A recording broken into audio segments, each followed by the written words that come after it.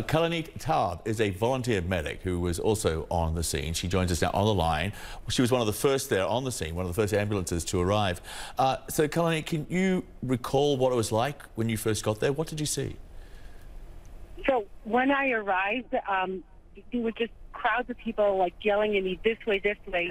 We took a stretcher, we ran, and when I arrived at the scene, there were literally, I saw like 20 plus CPRs ongoing at the same time. Like anywhere you looked, you saw another person doing CPR and another person doing CPR and another doing CPR. It was just like a nonstop CPR, one after another after another.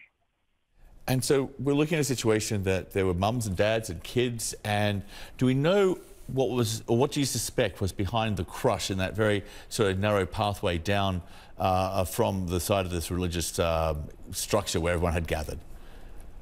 I didn't understand, I'm sorry. What was the trigger that for this crush in that narrow pathway where so many people seem to have lost their life? Do we know what was the cause? Was there any particular reason why so many people were pushing against each other?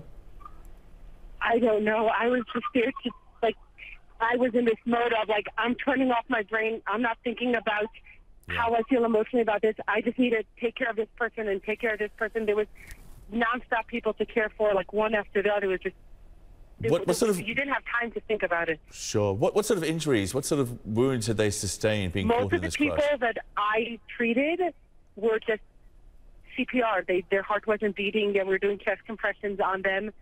There was a paramedic next to me who's like, okay, this guy, I'm declaring him dead. And we were just going from one person to another, declaring another person and another person and another person dead. And there wasn't anything to do for them anymore. Was there a problem essentially getting people out of the area? Because it seems like it was very chaotic. It was just simply, there were so many people there. It just seemed very difficult to get in and out. It was very crowded getting in and out. The entire, all the access ways were crowded, all the access ways getting out. But when we came in as the ambulance crew, people just like shouted, get out of the way, let the ambulance crew come through. And like that's how we were able to arrive at the scene quickly.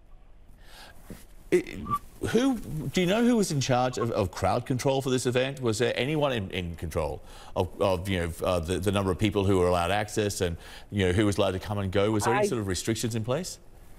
I don't know. I was there as an EMT. My job was to treat people. The majority of the evening, I wasn't even at the site. I was driving around in an ambulance. Yeah. And when we were called to the site, it was a horrific scene to see. There's 100 people who at least have been admitted to hospital. In northern Israel, that would be an overwhelming number, it would seem, for that region. How are they coping? So this is something that northern Israel is used to dealing with. It happens on a regular basis. Last year, things occurred because of coronavirus.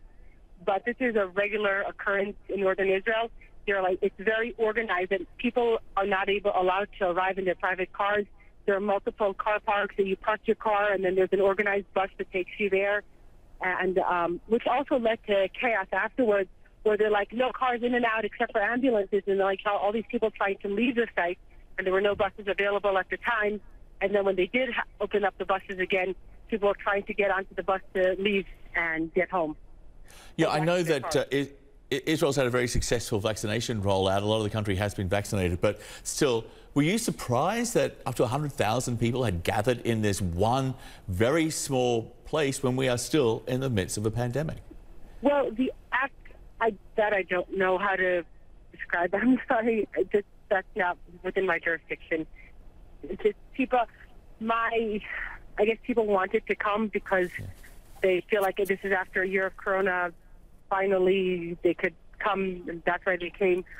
But from what I understood from other people, this is not something unusual to have this large of a number at the site.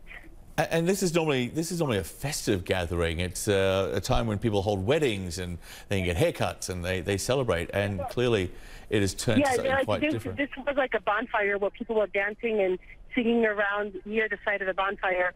And it went from, like, in seconds, from a site where people are singing and dancing and joyous to mass chaos, pandemonium, death. How many people did you attend to?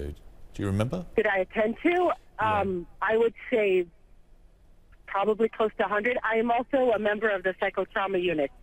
So the minute I started, I completed with the CPRs and everyone was declared dead of the people that I was treating.